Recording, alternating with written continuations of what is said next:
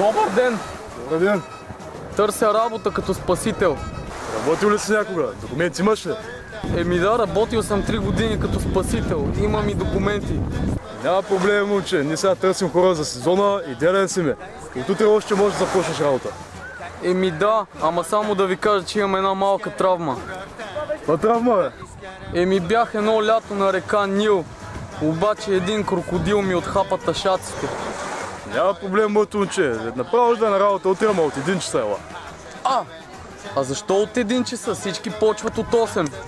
Защото ние до 1 часа си чешем тъшаците.